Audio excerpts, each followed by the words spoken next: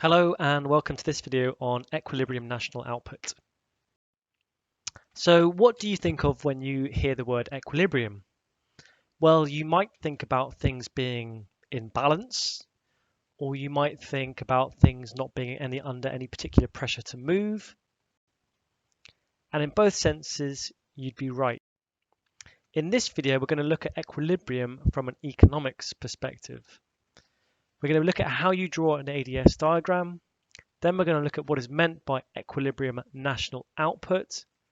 And then finally, we're going to look at using some ADAS diagrams to illustrate changes in the economy.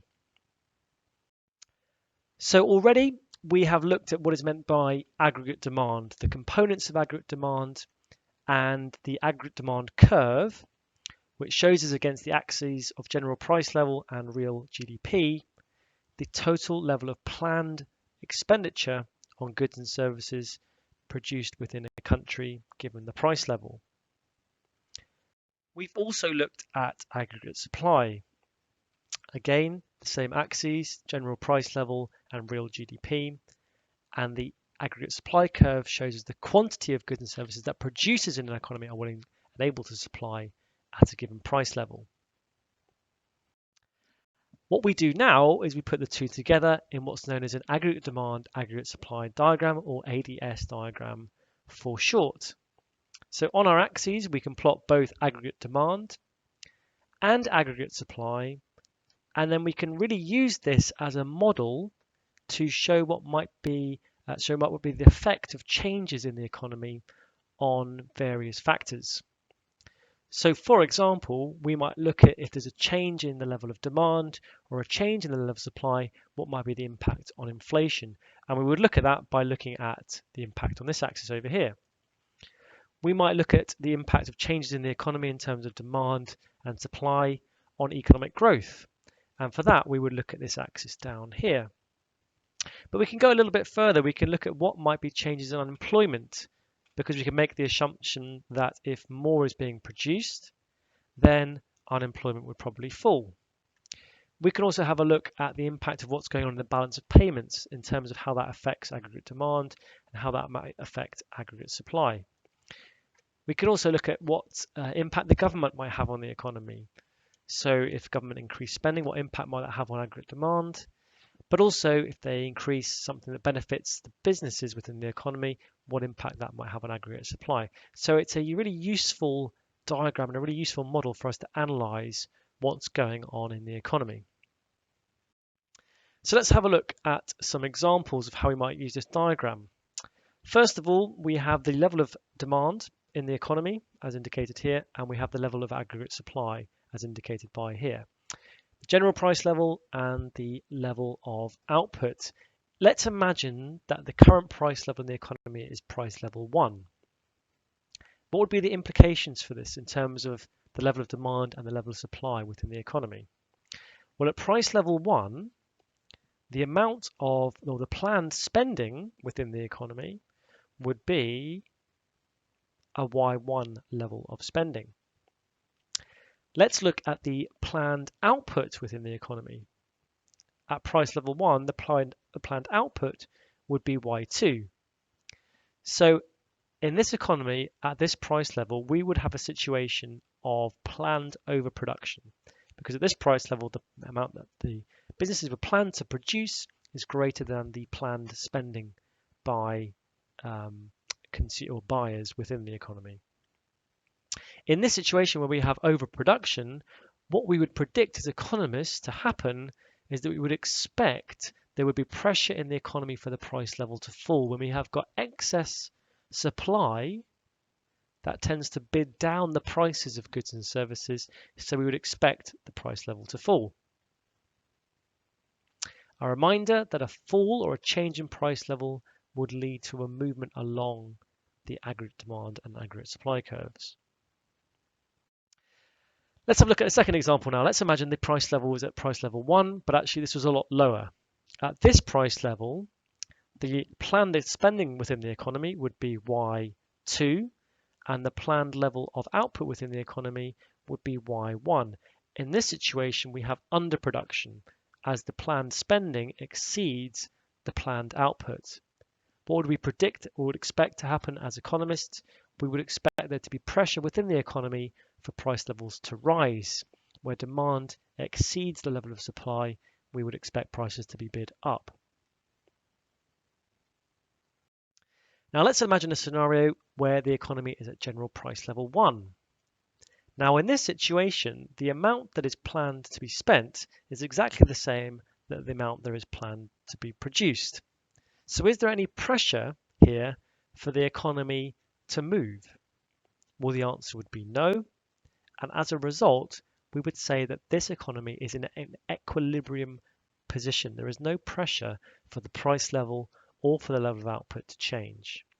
So equilibrium is established when aggregate demand intersects with aggregate supply, i.e. planned output and demand are imbalanced. So what matters is whether total planned demand for goods and services is close to the actual production from domestic and external sources. When that is the case, we would say that the economy is in equilibrium, and Y1 here would be the equilibrium national income. So equilibrium national income is where planned aggregate demand equals planned aggregate supply. Okay, we've looked at our first two objectives now. Now let's go on to look at our third one, which is to say, can we illustrate how change in the economy, or can we illustrate change in the economy using this model? So let's imagine our economy is in equilibrium, and we have a price level of 1 and a level of national income of Y1. Now, if there was an increase in aggregate demand within our economy, how would we illustrate that? And can we predict what is likely to happen if there's an increase in aggregate demand? Well, an increase in aggregate demand would move the economy from a price level 1, output level of 1, to a price level 2, output level 2.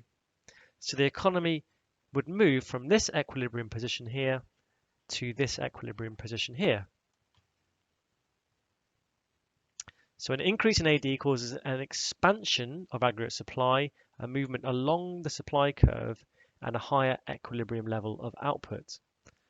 An outward shift of aggregate demand will bring about a cyclical rise in output, and also we would note probably a rise in employment as more is being produced. Let's also have a look at what would be the impact of a reduction in aggregate demand. Well, in this scenario, it would be the opposite direction. A reduction in aggregate demand would lead to a lower price level and a lower level of national income, Y2. So a decrease in AD causes a contraction along the AS curve and a lower equilibrium national output. And this is the diagram we would typically use to illustrate or analyze the cause of a recession. A demand-deficient recession would be indicated here, where our fall in GDP is indicated by Y1 to Y2, often accompanied with deflation. We can also use this model to look at impacts or changes in aggregate supply as well. So if there's an increase in aggregate supply, we would expect the economy to move to a new position of equilibrium at price level 2 and output level Y2. So an increase in aggregate supply causes an expansion along the AD curve and a higher equilibrium level of national output. And this may be caused by perhaps lower unit costs, which could help to increase businesses' profits. A reduction in aggregate supply we would illustrate like this. This time decreasing the level of output and also raising the price level. A reduction in aggregate supply would cause a contraction along the AD curve and a lower equilibrium level of national output. And this may be caused by a rise in unit costs, which might lead to lower business profits. We can also illustrate changes in AD and AS looking at the classical long-run aggregate supply curve and the Keynesian long-run aggregate supply curve. So for example, an increase in demand under the classical long-run aggregate supply curve would just lead to an increase in inflation with no change in output. We can also look at if the long-run aggregate supply curve changed. So an increase in the amount the economy could produce in the long run would lead to a high level of output and a lower price level. The same for the Keynesian one. Again, an increase in aggregate demand, we can illustrate the impact of this. Here, an increase in demand would lead to, again, a higher level of price, a higher price level, but this time also a higher level of output. And again, we could say what the impact would be if the economy, the maximum the economy could produce, increased as well from YFE to YFE1. This would shift the aggregate supply curve to the right, and we would move to an economy in equilibrium at price level 3. Let's look at a few scenarios. I'm going to ask you to look at this scenario and to have a think about whether it would impact the aggregate demand curve, the aggregate supply curve, and in which direction those curves will be shifting. So the first scenario we're going to think about is higher production costs. So for example, if energy costs were increased, which curve would that affect and which direction would it shift? We want to pause the video for a second, have a quick sketch, and then we'll see what we think. Well, higher production costs would result in a reduction in aggregate supply. This would cause a rise in inflation and a fall in national income. What about a natural disaster? Which curve would this affect and what would be the impact? Again, pause the video, have a quick sketch, and then we'll have a look. A natural disaster would reduce how much the economy could produce potentially in the long run. So this would be shifting the long run aggregate supply curve to the left, and here I've chosen the classical long run supply curve, and that would result in a higher price level and a lower level of output. Our third scenario, what about a fall in interest rates? Would that affect AD or AS, and how would we alter the curves? Well, a fall in interest rates would normally increase consumption and investment, causing an increase in aggregate demand, which would move our economy from this equilibrium position. There would be pressure to move the economy to expand along the AS curve and move to this position in equilibrium. So a higher level of price and a higher level of output. An increase in national minimum wage, what impact might that have? Well, an increase in the national minimum wage would normally impact on businesses' costs, be an increase in their costs, so a reduction in supply. The impact of this would be a higher price level and a lower level of output. What about an increase in house prices? Well, an increase in house prices, normally as a result of the wealth effect, would lead to increased consumption, which would increase demand, increasing the price level and the level of real GDP. Finally, what about an increase in investment spending by businesses? Now, this is a bit of a funny one because an increase in investment spending would cause an increase in aggregate demand. But actually, you might go a bit further and think, well, actually, if businesses increase their level of investment, then in theory, businesses should be able to produce more. So the maximum potential level of output should also increase. So there would also be a double shift, and the second shift would be a shift in supply. So actually our economy would move from this position here to this position here, firstly to an increase in aggregate demand through higher business investment spending, and secondly because of an increase in supply, because that investment spending helps businesses to produce more. So our final point there is that often the change within the economy may have an impact on demand and supply, in which case you would need to shift to both curves.